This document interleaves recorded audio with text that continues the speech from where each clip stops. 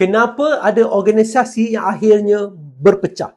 Walaupun dulu sangat kuat, tapi akhirnya berpecah. Kenapa ada orang pada awalnya penuh semangat, tapi akhirnya hilang arah, hilang tujuan. Dan satu persoalan besar, dari mana sebenarnya datang why seseorang itu? Adakah why itu dicipta atau sebaliknya why itu lahir daripada pengalaman hidup kita sendiri?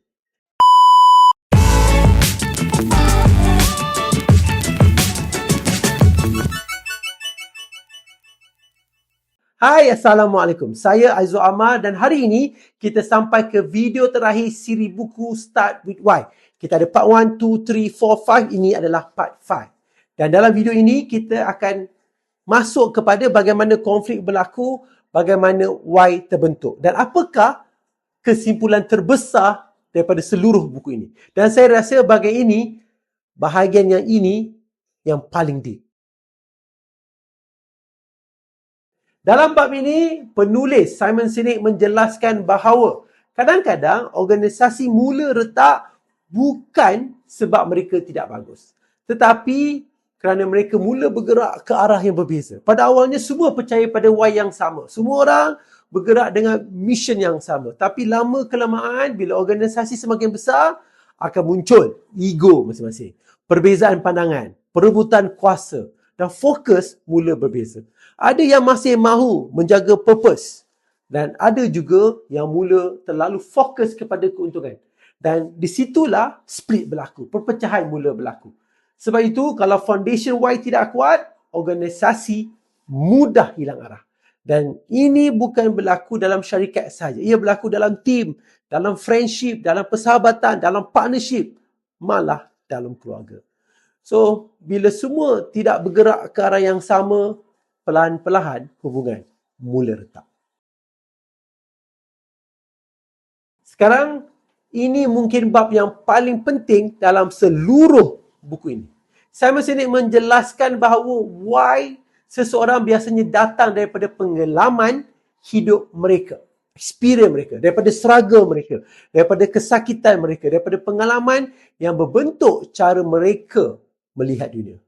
So, bila saya fikir balik, betul lah. Bila ramai orang yang memperjuangkan sesuatu sebab mereka pernah lalui sesuatu tersebut. Orang yang pernah kehilangan lebih hargai kehidupan. Orang yang pernah susah, dia lebih faham kesusahan orang lain. Dan kadang-kadang why terbesar dalam hidup kita lahir daripada luka yang pernah kita lalui. Sebab itu why bukan sekadar slogan. Why adalah sesuatu yang sangat personal, sangat peribadi, sangat deep. Sebab itu orang ni kadang-kadang bila kita cakap dengan dia, dia boleh rasa why kita ni sebenar ke ataupun kita buat. Kerana kalau dia datang daripada hati, dia bukan marketing. Dia bukan sekadar kata-kata.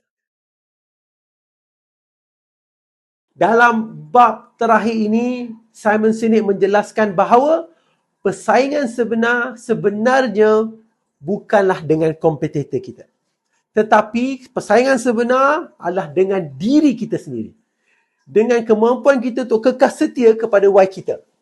Kerana dunia ni dia berubah, kan? Asyik berubah setiap hari, trend berubah, teknologi berubah, competition juga berubah. Tetapi organisasi yang benar-benar kuat, mereka tidak obses mengejar kompetitor. Sebaliknya, mereka fokus untuk menjadi lebih baik daripada semalam. Dan ini sangat powerful sebab kita kalau terlalu fokus kepada kompetitor, kita hilang identiti kita. Tapi kalau kita fokus kepada why kita akan sentiasa tahu arah kita. Dan sekarang, selepas habis seluruh buku ini, apa sebenar kesimpulan yang kita dapat daripada buku ini?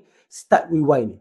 Pada saya, pengajaran paling besar ialah manusia tidak connect dengan produk terlebih dahulu.